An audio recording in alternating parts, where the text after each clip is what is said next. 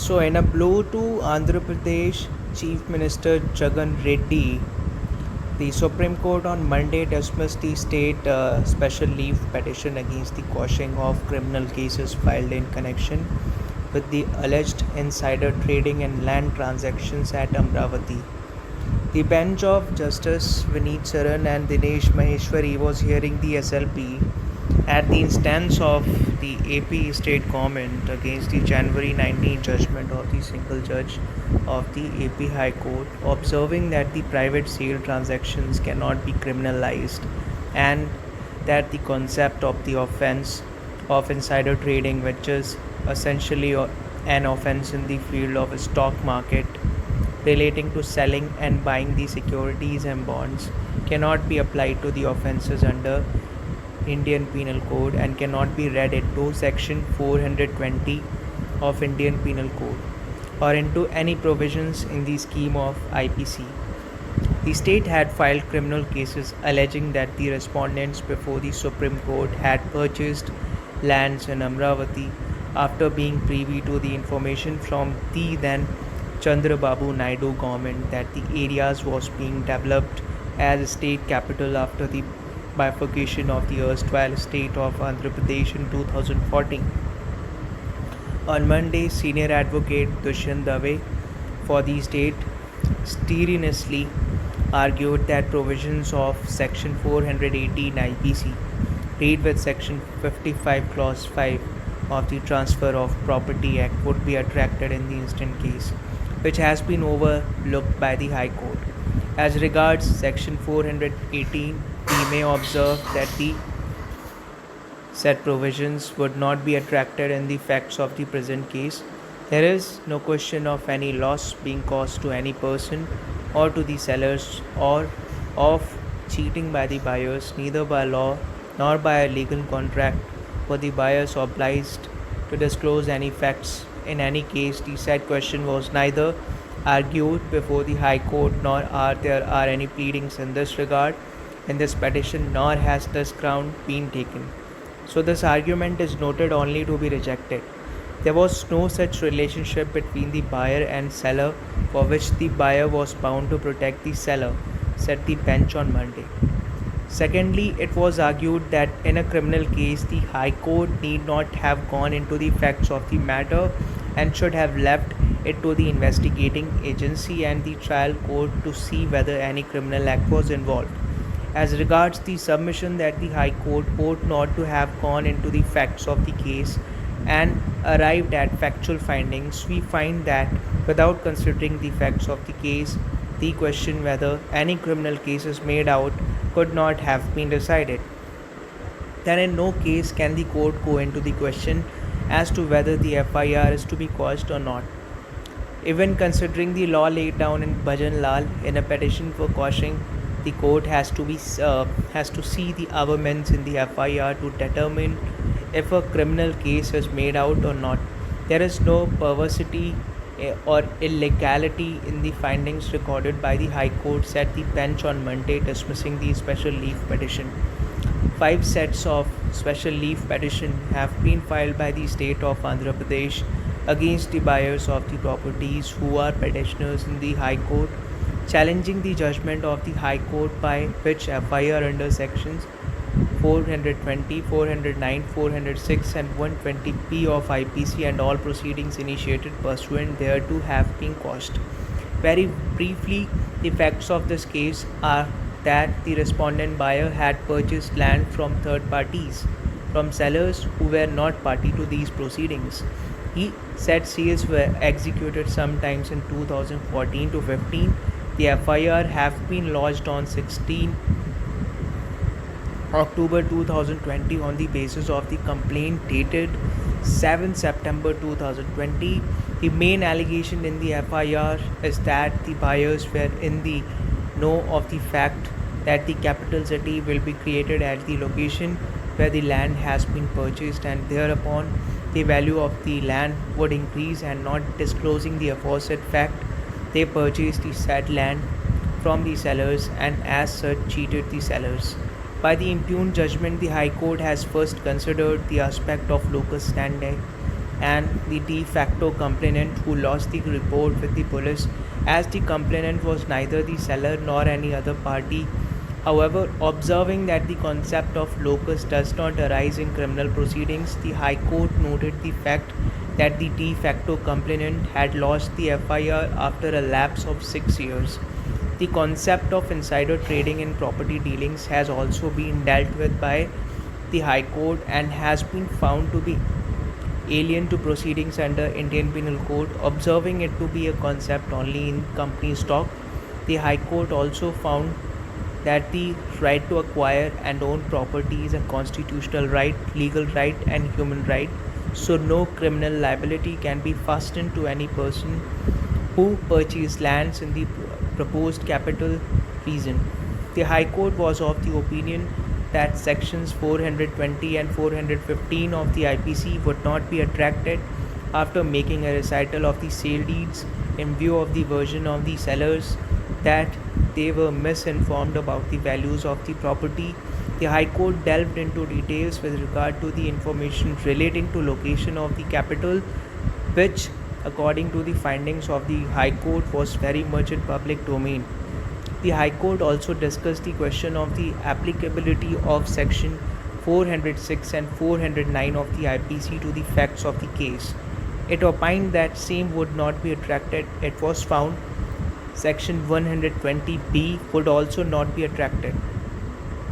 After considering the law laid down by this court in Bhajan Lal and other cases, the High Court found that it was a fit case for quashing the FIR and the proceedings initiated in pursuance of the same, recorded the bench on Monday.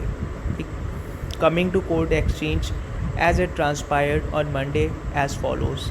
Mr. Dave had urged that in the impugned judgment, Section 418 of IPC and Section 55 Clause 5 of the Transfer of Property Act have been completely overlooked by the High Court, which he has termed a very serious mistake. Section 418 provides that whoever cheats with the knowledge that he is likely thereby to cause wrongful loss to a person whose interest in the transaction to which the cheating relates, he was bound either by law or by a legal contract to protect shall be punished with imprisonment of either description for a term which may extend to 3 years, or with fine, or with both. Section 55 deals with rights and liabilities of the buyer and the seller, and Clause A of its paragraph 5 stipulates that the buyer is bound to disclose to the seller any fact as to the nature or extent of the seller's interest in the property of which the buyer is aware, but of which he has reason to believe that the seller is not aware, and which materially increases the value of such interest. He indicated the impugned judgment where the High Court had observed that the necessary ingredients which are essential for the offences of cheating under Section 420 of IPC, being false representation made to deceive one to deliver property resulting in loss to the said person, are conspicuously absent in the facts of the case. 418 straightaway brings in the offence of cheating. The entire case of the complainant is that the buyer was fully aware of the exact location of the new capital, but the sellers were not aware. This finds full support in the judgment of the High Court.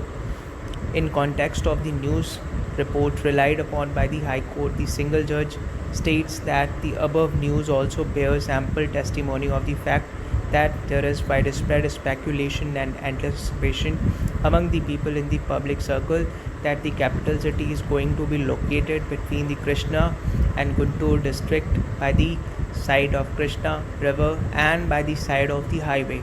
So it was anticipated, it was speculated, and while the buyers were clearly aware because of their proximity to the government, the sellers were not. Section 55 says you have an obligation to tell the seller, and if you don't, it is fraudulent. Then Section 418 comes into play because the buyer was obliged. Section 418 makes it an offence. It is cheating per se, Mr. Dave had argued. The grounds on which the FIR is liable to be caused under Section 482 CRPC and under Article 226 of the Constitution of India are enumerated by the Supreme Court in the case of State of Haryana versus Bhajan Lal, which was relied upon by the High Court in concluding that in the set facts and circumstances of the case, the prosecution of the petitioners for the alleged offences for which the FIR was registered is wholly unjustifiable and clearly opposed to all canons and basic tenets of criminal law, and it amounts to sheer abuse of process of law, warranting interferences of this court in exercise of its inherent power under section 480 CRPC to quash the same. Right from the 50s, your lordship have said that embarking on a factual inquiry is not the job of the High Court under 482. That is for the trial court to do. Appreciation of facts is impermissible as per law declared by your lordship's court.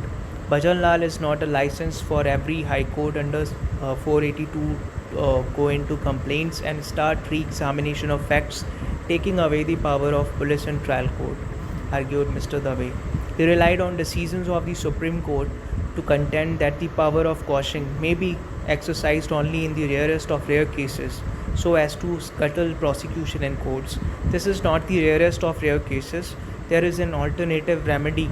Once the investigation is completed and the report filed, then there is a right of the accused to move for discharge. Quashing was unwarranted by the facts of this case, he contended. He further argued that merely because it is also a case of breach of contract does not warrant the exercise of 482 power. He cited as Constitution Bench decision of the Apex Court to submit that even if it is a civil dispute from the same facts, a criminality may arise and both proceedings can continue further. Your lordships have said that a civil suit drags on for years and it is undesirable that the criminal prosecution should wait until such time by when everybody has forgotten about the crime. Your lordship have said that the criminal justice system should be swift and the guilty should be punished while the events are still fresh in the public minds. This is where the High Court has fallen into serious error. There is no point to scuttle the case at the threshold stage. However impressed you maybe, it may be true that they are innocent, but let the trial court and the investigation decide this. He advanced. Today, the value of these lands is 20 times more than what was paid. These are poor farmers we are dealing with. Public interest demands that they be protected. We are not saying anybody is guilty at this stage. The only question is, should the investigation continue? We are at the admission stage right now before the Supreme Court. It does require consideration and at least a case is made out for issuance of notice, he pleaded. Senior Advocate Paris Kuhar for the de facto complainant adopted the submissions made by Mr. Dave. In addition, he said that the High Court wrongly relied on the 1905 decision of the Allahabad High Court in Emperor versus Bishan Das, which according to him had not been approved by the division bench of the High Court in 1926, noting that in Bishan Das it was held while dealing with section 415 IPC that sale of immovable property without mentioning encumbrances does not amount to cheating unless it is shown that the accused was asked for the vendee whether the property was encumbered, and he said that it was not. The Andhra Pradesh High Court had concluded in the impugned judgment that when there is absolutely no legal obligation on the part of the buyer to disclose the said fact to the seller at the time of sale of the land, that it does not amount to dishonest concealment of fact as contemplated under explanation appended to section 415 IPC. Now coming to section 415, which defines cheating, this test that unless there is a statutory duty to make disclosures, the failure to make disclosure may have civil consequences, but it may not constitute an offence under 415 is the narrow test. This narrow test has been found to be incorrect, and since 1919 there are 4 different judgments of 4 different high courts, holding consistently for the last 80 years that the test is not whether there is a duty to disclose. The test of the high court is whether the intention was there to deceive. The intention to deceive is the key factor. There is 100 years consistent stand that the decision in Bishan Das laid down the law incorrectly, and that is not the interpretation of 450. As per Bishan Das, the interpretation of expression deception occurring under the explanation to section 415 is completely independent of section 55. Further, the broader test laid down by the Supreme Court is the test of relevance of information concealed, he had argued. He pressed that there was concealment by respondent buyers with regard to the location of the capital city, and thus the price of the land sold was much higher. The High Court says that the information was in public domain since June 2014 as per the news item which the court relies upon. The first time the speculation happened on October 21, 2015. The transactions in question are of June, July, August, September, and October. For the first time, the capital region came to be notified by the government notification in December 2014. There might have been disclosures regarding some villages. They were not binding, and the government was free to change them. The conclusive determination according to the published information happened on 30th December 2014. These are not the facts on the basis of which the court could have held no cases made out, Mr. Kuhad had urged. Senior advocate Sham Devan for some of the respondent buyers on K8 argued that the judgment is extremely fair and well balanced. When we delve below the surface, we will find that there is a gross abuse of the process, and the High Court was duty bound to interfere in the facts and circumstances. 1 September 7, 2020 is the date of the complainant, and October 16, 2020 is the FIR. 2. The complainant is not the seller of the land at all. Locus, though irrelevant in criminal matters, becomes an important consideration when you are examining the matter under Article 136. This is not a situation where the parties who sold the land are complaining at all. This is a case where some third party, on the basis of some so-called skimpy investigations 6 years down the line, makes a complaint. And 3. The complaint is in relation to a set of transactions which took place in 2014. The linchpin of the judgment will be the basis of information, as this is information which is generally understood and generally available, where is the question of any cheating or breach of trust. Insider trading and insider information is totally alien to the process. Of course, there was some degree of speculation. The people did not know the exact property till the notification came, but that does not mean that information about the general location of the land was not in the public domain. He continued.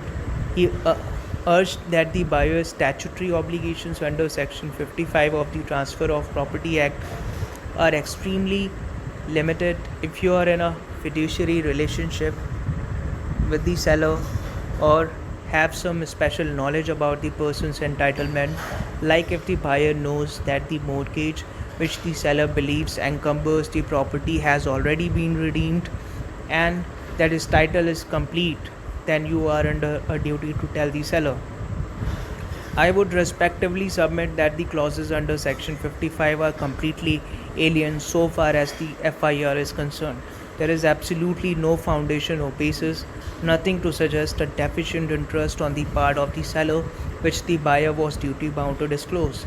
It is surprising that the state of Andhra Pradesh is coming up in a matter like this and canvassing the position so strongly when the transactions took place in 2014, and God knows how many onward transactions have taken place subsequently. Senior advocate Siddharth Luthra, also for the respondent buyers on K8, advanced that clearly sections 409 and 406 cannot be attracted as there was no entrustment of any property and hence no breach of trust under section 418 not invoked in the FIR. But let's not labor on that point. 418 requires the ingredients of 415. The High Court noted that as per the recitals of the sea leaves, the people were selling their lands for their own needs and the buyers did not approach the sellers of the land. There was no civil suit filed. They never went back to the registrar to say that the deed was registered under pressure or caution. This is not land acquisition, this is voluntary. It is land pooling scheme. After the government changed, there has been a flurry of prosecutions against certain people. 415 can by no means override a registered sale deed where both parties had agreed. If 415 is not made out, 418 and 420 all failed, he argued. If I buy from a person who believes he is not a freeholder, but I know that person has the right, then there will be an obligation. But in my case, it is very clear that there is a buyer and a seller, and this exercise of where the capital was to be located was in the public domain. The matter was debated in the parliament in February 2014. It is part of the manifesto of the party which comes to power at that point. It is part of the news report, he concluded. Mr. Luthra went on to discuss paragraph 6 of section 55, which says that the buyer is entitled a. where the ownership of the property has passed to him to the benefit of any improvement or increase in value of the property. The principle in 55 is that the buyer must be aware of the nature of interest that he is buying. Tomorrow, whether the value goes up or down, the buyer would have that value because the title has been transferred to them, he said. In his rejoinder, Mr. Dave contended that under section 154 of the CRPC, anybody can bring information about an offence. Secondly, it was on April 23, 2015 that the actual notification was issued by which the government for the first time declared the region between Vijayawada and Guntur district as the capital city. Thirdly, he urged that the state government had changed only in 2019 and that is why the complaint is late as the allegation is against officers of the government. So delay can't stand in my way, especially in a criminal trial was his case. So this case is State of Andhra Pradesh versus Cheku Guru, Murali Mohan and others.